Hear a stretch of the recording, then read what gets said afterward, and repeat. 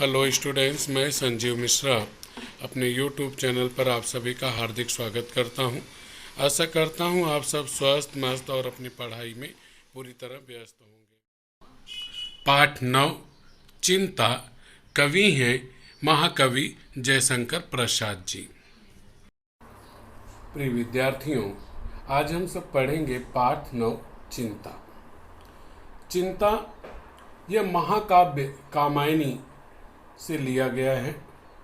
महाकाव्य कामायनी में कुल 15 सर्ग हैं। सर्ग मतलब भाग है, खंड है, जिसमें पहला ही खंड, पहला ही सर्ग चिंता है और अंतिम खंड, अंतिम सर्ग उसका 15वां आनंद है। अर्थात मानव जीवन के विकास का, उसकी उन्नति का, अर्थात किस तरह से काम शुरू किया जाए, कैसे विकास किया जाए, उसकी चिंता से शुरू हुआ यह महाकाव्य अंत में आनंद की प्राप्ति, तृप्ति पर संपूर्ण होता है।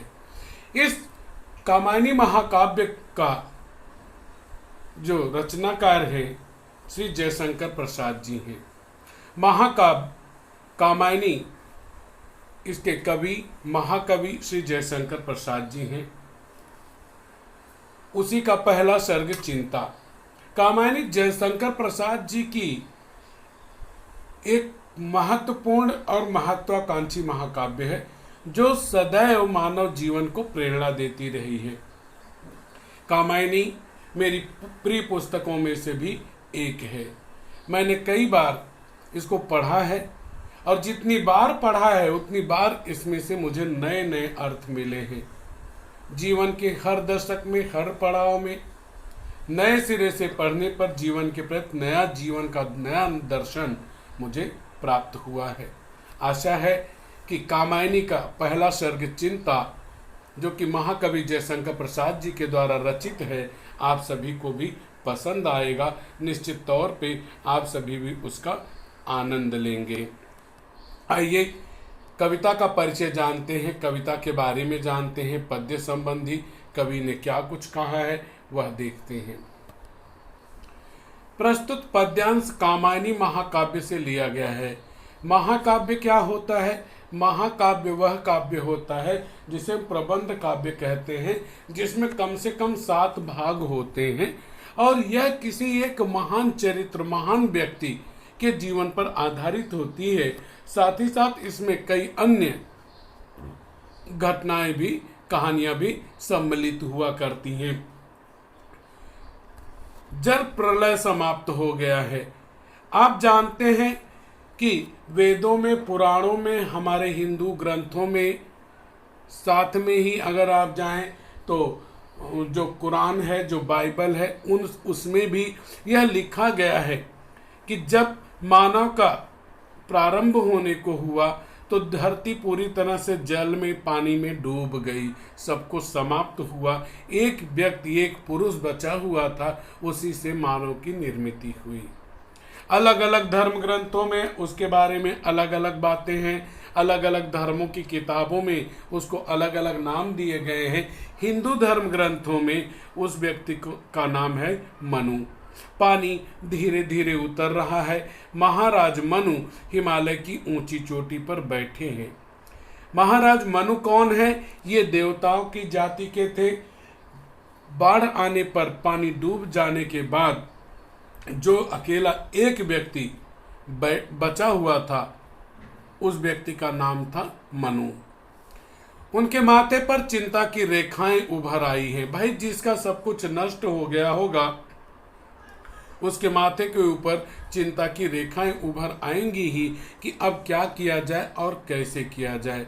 जयशंकर प्रसाद जी ने उसी समय की स्थिति, मन की मनोदशा, अर्थात मन की पीड़ा, उनकी चिंता आदि का वर्णन इस पद्यांश में किया है। यहाँ कवि द्वारा किया गया वर्णन प्रतीक, बिंब, रूपक रूप से उल्लेखनीय है। अर्थात प्रतीकों को, अलग अलग चीजों को रूप दे करके उसका उल्लेख किया गया है। आइए तो महाकाव्य कामायनी का जो पहला सर्ग है, पहला भाग है चिंता, उसे हम लोग पढ़ने का कार्य करते हैं। और यह समझते हैं कि आखिर देव संस्कृति का विनाश क्यों हुआ। हिमगिर के उत्तुंग शिखर पर बैठ शिला की शीतल छां, एक पुरुष भीगे नयनों से देख रहा था प्रलय प्रवाह। शब्दार्थ देखें। हिमगिर अर्थात हिमालय, उत्तुंग अर्थात ऊंचे शिखर मतलब चोटी पर, शिला पत्थर या चट्टान, शीतल ठंडी, छां छाया। एक पुरुष, वह व्यक्ति कौन सा? मैंने बताया आपको, मनु, नयनों अर्थात नेत्रों से, प्रलय अर्थात बाढ़, प्रवाह यानी बाढ़ के पानी की धारा। जयशंकर प्रसाद जी कहते हैं कि जल का प्रलय हो चुका था, बाढ़ आ चुकी थी। बाढ़ आने के बाद का वर्णन करते हुए कवि जयशंकर प्रसाद जी कहते हैं कि हिमालय की ऊंची चोटी के ऊपर मनु महाराज एक पत्थर की ठंडी छाया में बैठे हैं। मनु इस स्थान पर बैठे हैं, हिमालय की ऊंची चोटी पर एक पत्थर की ठंडी छाया के नीचे मनु बैठे हुए हैं। भीगे नयनों से देख रहा था प्रलय प्रवाह। आगे कवि कहते हैं कि मनु सब कुछ नष्ट हो जाने के कारण, बाढ़ में सब कुछ नष्ट तबाह हो जाने के कारण रो रहे हैं। उनकी आंखों से आंसू गिर रहे हैं और आंखों से बहती हुई आंसुओं से ही वे भीगे हुए नयनों से अर्थात आंखों से बहते आंसुओं की धारा के बीच से ही वे जल का प्रवाह अर्थात बाढ़ के पानी को देख रहे हैं। नीचे जल था, ऊपर हिम था, एक तरल था एक सघन। अब यहाँ पर ध्यान दीजिएगा कि यहाँ पर आपका एक महत्वपूर्ण संजाल और एक छोटा प्रश्न भी निर्मित हो रहा है। हिम अर्थात बर्फ, तरल अर्थात द्रव्य रूप में, सघन अर्थात ठोस रूप में, द्रव्य मतलब गीले रूप में। एक तत्व की ही प्रधानता कहो उसे जड़ या चेतन। प्रधानता अर्थात प्रमुखता, जड़ अर्थात निर्जीव, चेतन अर्थात जीवन वाला सजीव। कवि आगे कहते हैं कि मनु जी जहां पर बैठे हुए थे उसके नीचे जल ही जल भरा हुआ था, चारों तरफ केवल पानी ही पानी दिखाई दे रहा था और मनु जहां बैठे थे उसके ऊपर केवल बर्फ ही बर्फ दिखाई दे रही थी। वहां पर बैठे हुए मनु, हिमालय की ऊंची चोटी पर बैठे हुए मनु देखते हैं कि ऊपर नीचे की तरफ केवल जल ही जल भरा हुआ है और ऊपर की तरफ केवल बर्फ ही बर्फ है। उसमें से जल जो है वह द्रव्य है, तरल है और बर्फ वह ठोस रूप में है, सघन रूप में है। तो यहाँ पे तत्वों की विशेषताएं, उसका यहाँ पे प्रश्न बना कि तत्व की विशेषताएं, तो एक बॉक्स में तरल दूसरे में सघन हो गया, दो बॉक्स नीचे हैं। आगे कवि कहते हैं एक तत्व की ही प्रधानता कहो उसे जड़ या चेतन। अर्थात बर्फ और हिम इन दोनों तत्वों में एक ही तत्व प्रमुख था, अर्थात दोनों का निर्माण एक ही तत्व से हुआ है, एक ही चीज से हुआ है। जब वह बर्फ रूप में है तो वह जड़ हो जाती है और जब वह पानी के रूप में बहने लगता है तो वह चेतन हो जाती है। कभी कहते हैं कि बर्फ और पानी दोनों में एक ही तत्व था, आप उसे चाहे जड़ कहें या चेतन कहें। तो यहाँ पे तत्व की विशेषता, एक बॉक्स में तरल, दूसरे में सघन, तीसरे में जड़ और चौथे में चेतन। अगला प्रश्न हमारा जो बना वह यह बना कि पानी के दो रूप, तो एक हुआ जल और एक हुआ हिम, एक हुआ तरल और दूसरा हुआ सघन। तो पानी के दो रूप हैं, कभी गीले रूप में है, कभी ठोस रूप में है। यहाँ सघन चेतन शब्द युग में है, ध्यान रखेंगे। दूर दूर एक वृष्ट था हिम, स्तब्ध उसी के हृदय समान। अस्तब्ध मतलब शांत, विस्तृत अर्थात फैला हुआ। नीरवतासी शिलाचरण से टकराता फिरता पवमान। नीरवतासी अर्थात शांत रूप में, शिला चट्टान पत्थर, चरण अर्थात पैर अर्थात नीचे के भाग, पवमान अर्थात हवा। कवि कहते हैं कि मनु जहाँ पर हिमालय की ऊंची चोटी पर बैठे हुए थे, वहां पर दूर दूर तक केवल बर्फ ही बर्फ फैला हुआ था। और जिस तरह से मनु का हृदय पूरी तरह से घटित घटनाओं के कारण एकदम शांत था, एकदम स्तब्ध था, उसी तरह से वह बर्फ जो कि दूर दूर फैली हुई थी वह भी स्तब्ध थी, उनके हृदय के समान ही वह भी शांत थी। यहाँ पे आपका जो है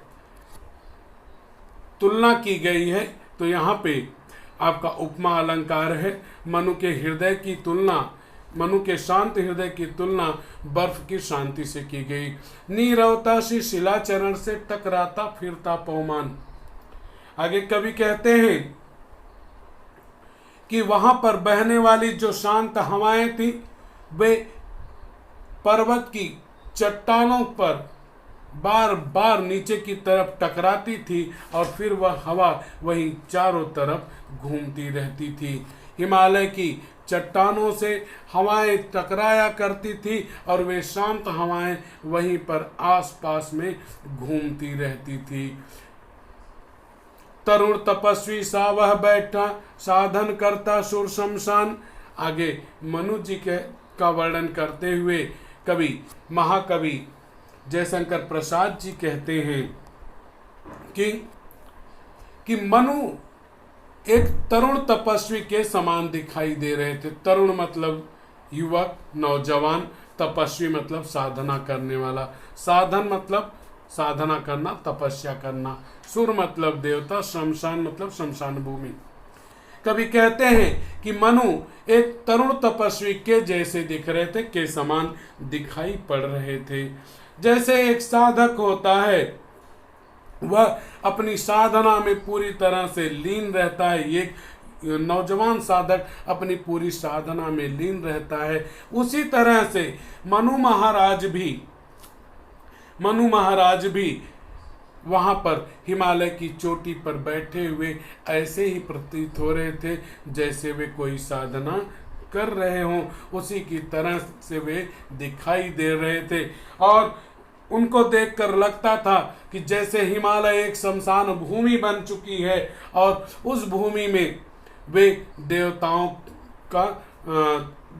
को अग्नि दे रहे हैं, उनका अंतिम क्रिया कर्म कर रहे हों।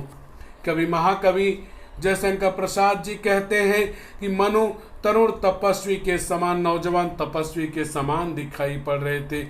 जैसे एक साधक, एक तपस्वी अपने लक्ष्य की प्राप्ति के लिए निरंतर एकाग्र चित्त होकर के साधना करता है, तपस्या करता है, एक मुद्रा में बैठा रहता है, ठीक उसी तरह से मनु महाराज भी युवा तपस्वी की तरह हिमालय की चोटी पर बैठे हुए थे और उन्हें देखकर लग रहा था कि जैसे हिमालय कोई शमशान भूमि हो गई है और वे वहां पर बैठ करके देवताओं का अंतिम क्रिया कर्म कर रहे हों। नीचे प्रलय सिंधु लहरों का होता था सकरुण अवसान। आगे कवि कहते हैं कि समुद्र में जो विनाशकारी, प्रलय सिंधु अर्थात विनाश करने वाली, सिंधु अर्थात समुद्र, समुद्र में जो विनाशकारी ऊंची ऊंची लहरें उठ रही थी, वह हिमालय की नीचे वाली चट्टानों से टकराती थी और फिर उनका करुणामय अंत हो जाता था। सकरुण अर्थात करुणा के साथ, अव्ययी भाव समास है, स यहाँ पे उपसर्ग है। करुण मतलब दयावान, दया से परिपूर्ण, अवसान अर्थात अंत। कवि का कहना है कि समुद्र में उठने वाली विनाशकारी लहरें वे हिमालय के नीचे वाले भागों से आकर टकरा रही थी और उन लहरों का करुण अंत हो रहा था, अर्थात उनका दुखदाई अंत होता जा रहा था। उसी तपस्वी से लंबे थे देवदारू दो चार खड़े। आगे कवि कहते हैं कि जिस तरह से मनु वहां पर बैठे हुए थे, मनु के समान बहुत से लंबे दो चार देवदार के पेड़ वहां पर खड़े थे। देवदार क्या है? एक वृक्ष है। जिस तरह से मनु, तपस्वी मनु, साधना करने वाले मनु खूब लंबे से थे, उसी तरह से उन्हीं की तरह लंबे लंबे वहां पे 2-4 देवदार के वृक्ष भी खड़े थे। तो देवदार के वृक्षों की विशेषताएं आई। तपस्वियों के समान लंबे, एक विशेषता हुई। हुए हिम धवल, जैसे पत्थर बनकर ठिठुरे रहे अड़े। आगे कहते हैं महाकवि जयशंकर प्रसाद जी कि वहां पर बर्फबारी होने के कारण, हिम अर्थात बर्फ, बर्फ गिरने के कारण हरे भरे उन देवदार पेड़ों के पत्ते वे बर्फ के कारण सफेद हो गए थे। धवल मतलब सफेद हो गए थे। जैसे पत्थर बनकर ठिठुरे रहे अड़े, बर्फ गिरने के कारण पेड़ के नाजुक पत्ते वे पत्थर के समान कठोर हो चुके थे। वे उन्हें देखकर लग रहा था जैसे वे बर्फ के कारण ठिठुर रहे हैं, कांप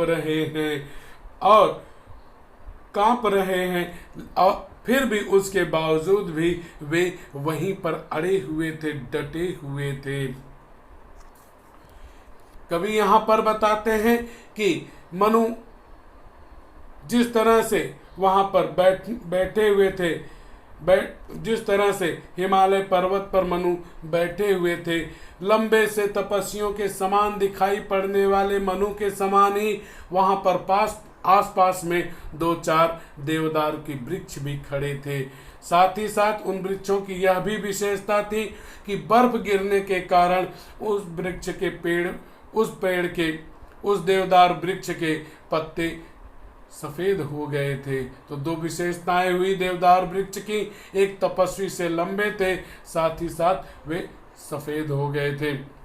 बर्फ गिरने के कारण वे सभी कोमल पत्ते वे पत्थर के समान कठोर हो गए थे। उन्हें देखकर लगता था कि जैसे वे सभी ठंड से कांप रहे हैं, ठिठुर रहे हैं, फिर भी वे वहां पर अड़ करके खड़े हुए थे।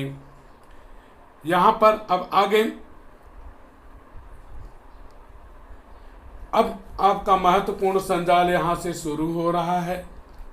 वह संजाल यही होना है कि मनु की शारीरिक विशेषताएं क्या हैं। शारीरिक सौष्ठव अर्थात मजबूती, अवयव की दृढ़ मांसपेशियां, ऊर्जा था वीर अपार, स्फीत शिराएं, स्वस्थ रक्त का होता था जिनमें संचार। अवयव अर्थात अंग, शरीर के अंग, दृढ़ अर्थात मजबूत, मांसपेशियां अर्थात मांस के टुकड़े जो शरीर में होते हैं, ऊर्जासित अर्थात ऊर्जा से भरे हुए, वीर्य मतलब शक्ति, अपार अर्थात अधिक होना। स्फीत का अर्थ होता है समृद्ध, संपन्न, शिराएं मतलब नसें, स्वस्थ मतलब मजबूत, स्वच्छ, रक्त खून संचार होना, दौरा होना। यह महत्वपूर्ण लाइनें हैं। ध्यान दीजिएगा कि मनु की शारीरिक विशेषताएं क्या है, शारीरिक सौष्ठव क्या है। जयशंकर प्रसाद जी मनु के शरीर का वर्णन करते हैं, उनकी कदकाठी का वर्णन करते हुए कहते हैं कि मनु के शरीर की जो मांसपेशियां थी वो बहुत मजबूत थी, बहुत ही दृढ़ थी। ऊर्ज्वसित था वीर्य अपार, साथ ही साथ में उनके भीतर अपरंपार शक्ति का संचार हो रहा था। उनके भीतर अत्यधिक शक्ति भरी हुई थी। उनकी नसें बहुत मजबूत थीं, उनकी शिराएं बहुत संपन्न थी, समृद्ध थी, और उन नसों में स्वच्छ रक्त का, स्वच्छ खून का, शुद्ध खून का दौरा हो रहा था, संचार हो रहा था। तो 4 चीजें मिल गई कि मनु की शारीरिक सौष्ठव की विशेषताएं। तो पहला हमें मिला शरीर की मांसपेशियां मजबूत थी, दृढ़ थी, साथ ही साथ कि उसमें असीमित शक्ति भरी हुई थी, साथ ही साथ कि उनकी जो शिराएं थी वो बहुत समृद्ध थी। अगले बॉक्स में चौथे में आएगा कि उन नसों में शुद्ध खून का दौरा हो रहा था। चिंता कातर वदन हो रहा पौरुष जिसमें ओतप्रोत, उधर उपेक्षामय यौवन का बहता मधु भीतर मधुमय स्रोत। यहाँ पर महाकवि जयशंकर प्रसाद जी मनु की चिंता का वर्णन करते हैं।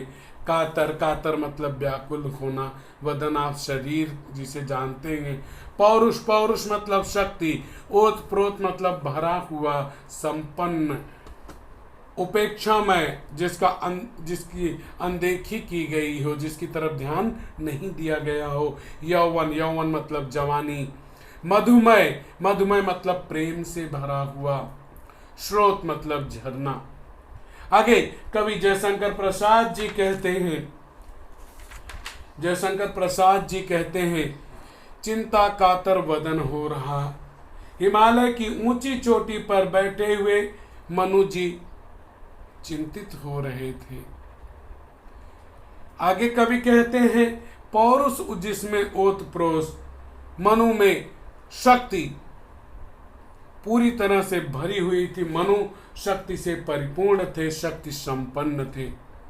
शक्ति संपन्न मनु, शक्ति से भरे हुए मनु चिंता के कारण व्याकुल हो रहे थे। उधर उपेक्षामय यौवन का बहता भीतर मधुमय स्रोत। अभी तक मनु ने अपने यौवन का, अपनी जवानी की उपेक्षा की थी, अर्थात उसकी अनदेखी की थी। उन्होंने कभी भी अपने यौवन की तरफ ध्यान नहीं दिया था। वे ब्रह्मचर्य का पालन कर रहे थे। धीरे धीरे बहता भीतर मधुमय स्रोत, उनके हृदय में भी, उस उपेक्षित यौवन में भी अब प्रेम का झरना बहने लगा था। मैं आपको बताऊं कि यह चिंता सर्ग जो आप इतना बड़ा पढ़ रहे हैं, यह 20% पढ़ रहे हैं, बाकी जो है आपका 80% लगभग वह आप नहीं पढ़ रहे हैं। काट पीट करके यहाँ पे दिया गया है।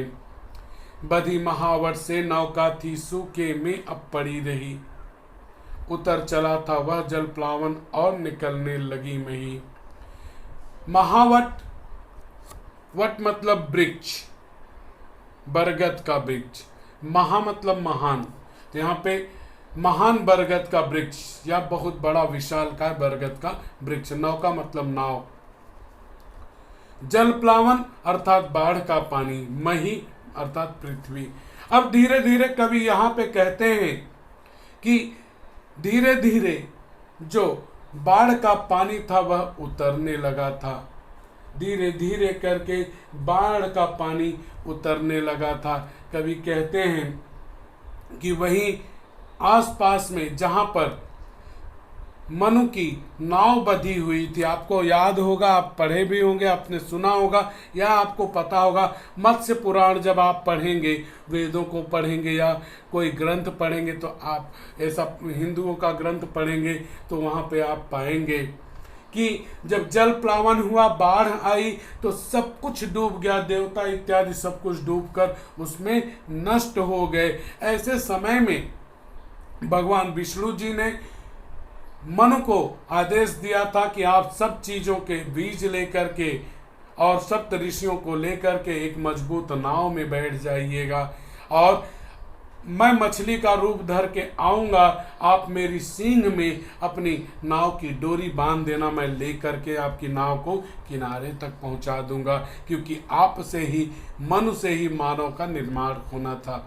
जिस नाव से मनु बाढ़ से बचे थे, वह उनकी नाव नीचे की तरफ एक बहुत बड़े बरगद के वृक्ष से बंधी हुई थी। वह नाव जहां पर बंधी हुई थी, अब वहां से पानी धीरे धीरे उतर चुका था। अब वहां पानी नहीं था, बल्कि वह सूख गया था। महावट, महान ऐसी वट, कर्मधारय समान। कवि कहते हैं कि महान वट से, बरगद के पेड़ से मनु की नाव बंधी हुई थी, और वह नाव जहां पर बंधी हुई थी वहां पर पानी अब उतर चुका था, वह नाव अब सूख चुकी थी। उतर चला था वह जल प्लावन और निकलने लगी मई।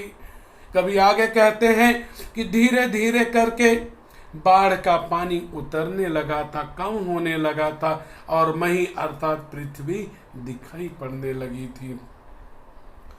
निकल रही थी मर्म वेदना करुणा विकल कहानी सी। वहां अकेली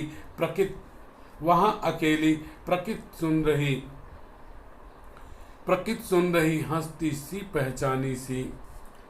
यहाँ पे कवि मनु के दुख, उनकी पीड़ा का वर्णन करते हैं। वे यहाँ पे कहते हैं निकल रही थी मर्म अर्थात छिपी हुई, वेदना अर्थात पीड़ा, करुणा अर्थात करुणा से भरी हुई, दया से भरी हुई, विकल अर्थात व्याकुल कर देने वाली कहानी सी। तो यहाँ पे देखेंगे तो उपमा अलंकार हो गया। कवि यहाँ पे मनु की वेदना का वर्णन करते हुए कहते हैं